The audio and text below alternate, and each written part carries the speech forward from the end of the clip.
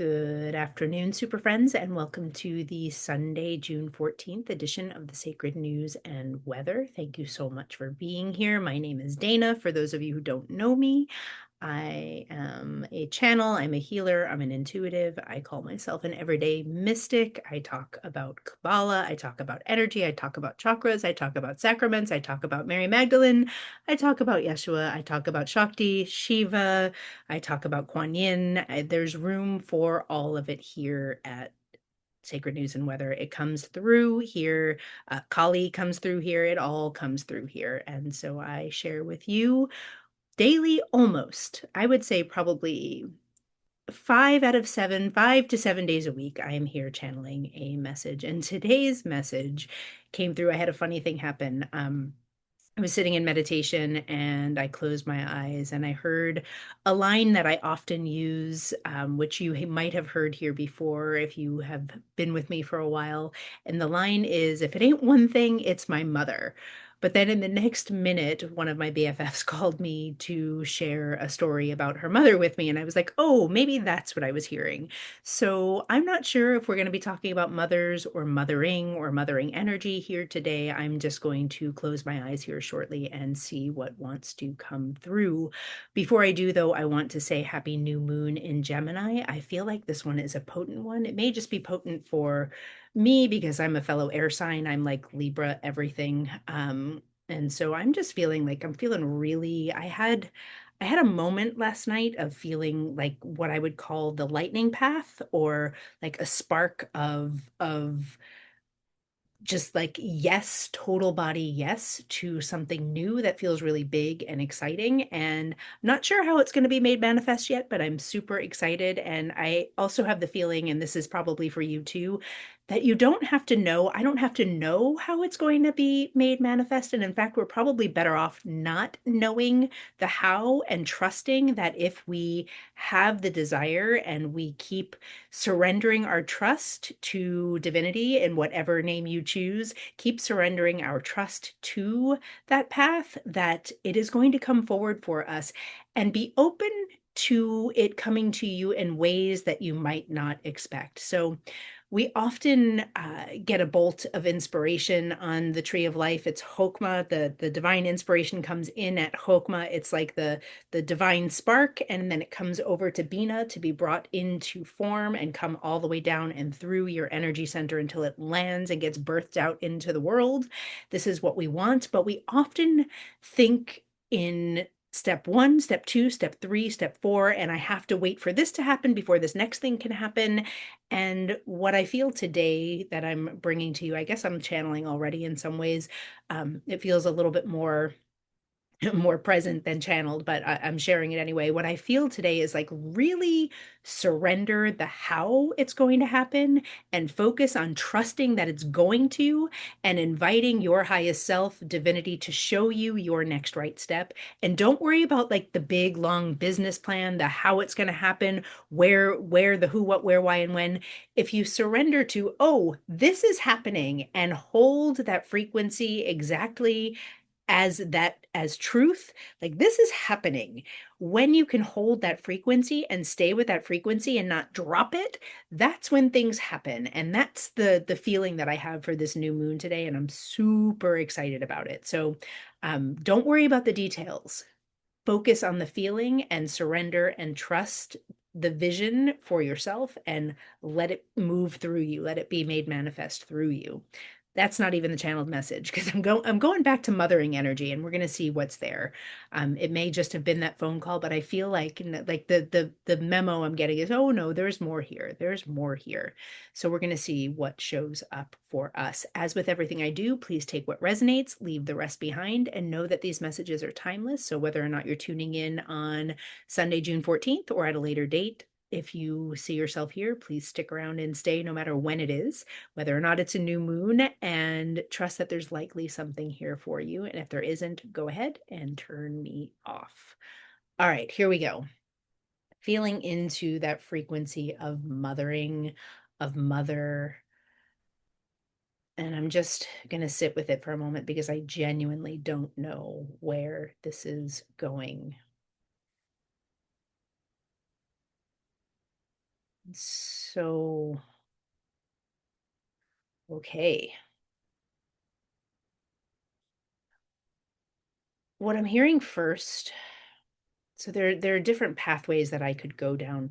What I'm hearing first is something that has been coming up with a lot of my perimenopausal clients who are in, or menopausal clients who are in relationship, in marriages, in relationship right now, who are having relational difficulties in that they have been doing their work for the last, I don't know, 15, 20, 12, 10. I'm seeing all sorts of numbers right now. Choose your own. They've been doing their work. They've been unpacking their emotional baggage. They have been looking at what needs to go. They've been looking at their patterning. They've been looking at their wounding. They have been doing the work. And now they're at points in their relationship where they're like, dude, if you don't rise up, we're coming to an end. We're coming to an end. And what I'm hearing in terms of mothering is that they are no longer here for the mothering energy of their partners. And they are ready to be moving into their wisdom phase. Their wisdom phase. Goodness, this has come up a couple of times in sessions this week, and it's just right here. So I'm just going to share it. So the hormone progesterone, when the hormone progesterone starts leaving a woman's body, the ability to tolerate the lies and the bullshit that they have been telling themselves, not necessarily anything coming from outside of them, but from within them, anything that they have been telling themselves to smooth things over so that they can parent their children and raise their children and be with their partners, whether they're satisfied or not. And in this case, it feels like there's dissatisfaction. That hormone starts running low, starts going low, and the ability to tolerate the bullshit really the inability to tolerate the bullshit really comes to the fore. And so and it's by design. It is literally by hormonal design because we are stepping away from the years of tending to other people and we are stepping into our wisdom years. And as we do that, our tolerance is like, nope, nope, nope, I'm not doing it. And so someone needed to hear that. Someone needed to hear that their progesterone is dropping and it's by design because they are meant to leave behind the lies they've been telling themselves and leaving behind all of the things that they have been tolerating in their relationships, in their family relationships with their children.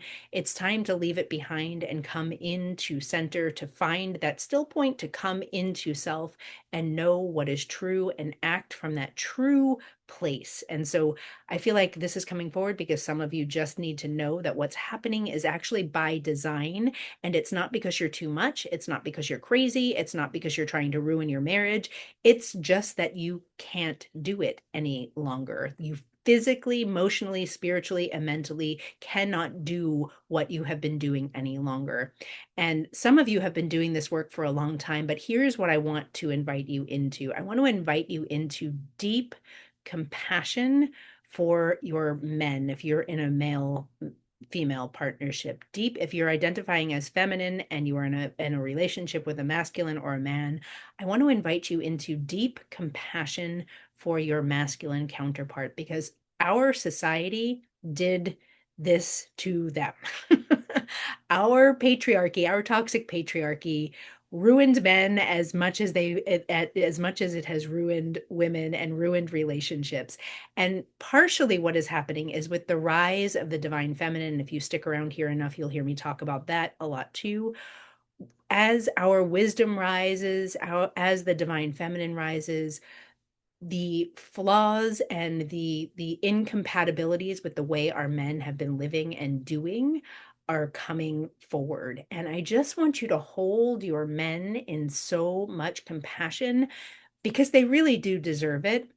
We definitely want you to be inviting them into conversation, inviting them into the depth of work that you have done, and in their own language, in their own frequency, in service to their own highest unfolding.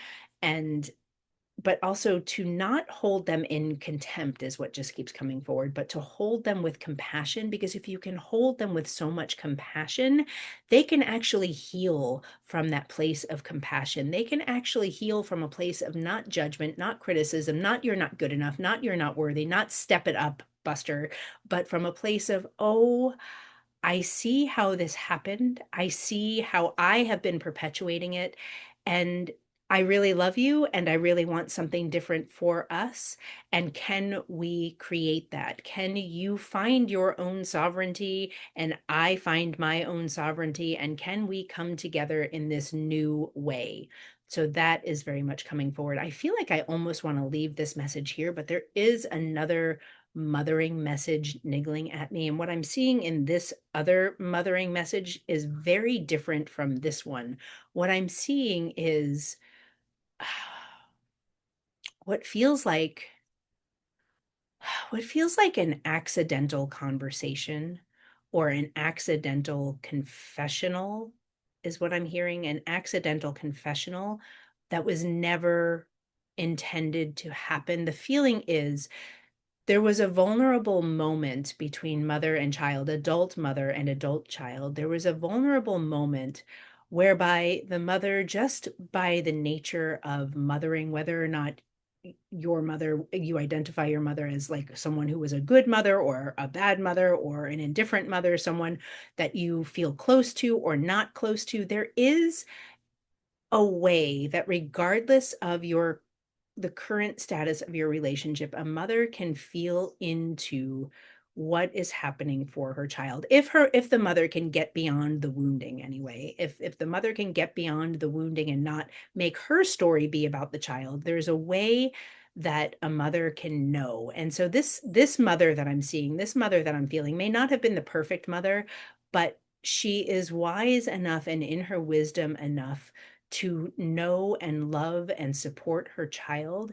And it feels like it almost feels like it was something that happened in a car. Like this conversation, it feels like this conversation has happened, that this conversation has happened in a moving vehicle. It might have continued, in a at a dining room table or a living room. It might have continued elsewhere, but it started unintentionally, and it started in like a way that maybe errands were being run or there was something else, something tasky, something simple that was like meant to be being done, where what happened is the child, and I'm seeing masculine, I'm seeing a masculine energy, but it doesn't really matter who, the child just let their feelings come all the way out in like what I'm seeing is actually I'm seeing tears. I'm seeing tears, but not tears of sadness, not tears of defeat, tears of deep, deep emotional. What it feels like is confusion, but it's not actually confusion. It's actually clarity, but it's being couched as confusion. It's being couched as confusion in the way that we will sometimes say, I'm so confused, when we're not actually confused. What we are is afraid. So this is what's happening here. There's driving in a car. I see a pickup truck. I see a red pickup truck. I don't know if that's significant for anyone, but there's driving in a car, and the masculine, the son, the child, the masculine energy, whatever it was, someone who normally holds in their feelings and does not share with their mother their story. So that's why it might be feminine, but it's like a masculine energy of I must hold this all myself. And all of a sudden, tears start leaking out, and the mother knows that the mother has been waiting for this moment, because the mother could feel the depth of what the child was holding, and the tears start coming out, and the words that come out are, I am so confused, but the feeling underneath is not I am confused. The feeling underneath is I I feel too much and it scares me. I feel too much and it scares me, and I made a mistake. This is what I'm hearing. I feel too much and it scares me, and I made a mistake. And in the release of the tears and in the receiving of the mother, there is an opening that happens in the energy who is shedding the tears, who is connecting with self long enough to speak this truth out loud so that it's no longer confusion and fear, but it's actually embodied truth. And that embodied truth is, I felt so much, I feel so much. I'm scared, but I'm also scared of losing that. This feels related to a relationship. It feels related to a person. It could be children. It could be relationship. It could be marriage. It could be, but it feels like a relationship. The feeling is, I don't want to lose this person. This is my person. I know that I will never have this again. I know that this is a once in a lifetime feeling, and I'm scared and I want it, but I blew it. But I'm clear, but I'm afraid and I'm confused. And as the energy is talking, as the child is talking, as the feelings are coming out, the mother is not doing anything with them. She's just holding her child in whatever wants to come out. She's not offering an opinion. Her opinion is, I just want you to have love. I just want you to be loved. I just want you to know love. I just want you to be well. I just want you to be supported. The same things that every mother, every remotely healthy mother wants for their child. That's what was coming through here. She was not saying anything so much as she was holding the frequency of, you can give this to me, you can process this out loud, and I will receive it from you. I don't know if you can hear my daughter yelling downstairs. Speaking of feelings coming out, it sounds like she's yelling at her brother. The experience had the end result of allowing this person, allowing the child to come to terms fully with their feelings of, this is my person and I want to be with my person. And even if I don't know how it's going to happen or if it will happen, I'm so clear that I've never felt anything like this before in my life. And I might never feel anything like this again unless I go toward my person. And the mother, the image that I'm seeing here, the mother took it in. The mother actually holds that frequency for her child, whether or not she agrees. It's well, I could probably go to her and feel, but it's less important. Whether or not she agrees with the child's assessment is less important than her ability to receive her child in this place of vulnerability and to let their child know that they are loved and they are witnessed and they are held and they are believed and they are not wrong for having the feelings that they are feeling. And this is what wanted to come through today in the mothering energy. So I think we have two versions of what that looks like here. So I'm going to leave us here before this message gets too long. I feel like I could talk about both of these things for days and days and days, and we'll see if they're going to come back and if they're worth exploring. But that is what I have for you today. Happy Sunday. I'm about to go back to our town festival to see my son's music teacher's band play. Hopefully it's not going to be swelteringly hot the way it was yesterday, and we will enjoy ourselves. I will see you tomorrow. Please like, share, and subscribe. Tell your friends and hype it up if that feels good. The more people who are seeing me, the more I can show up and do this and not have to go back to work and be a nurse, which is what I'm trying to avoid. So come hang out with me and please comment, talk to me below. I'm here for all of it. Thank you.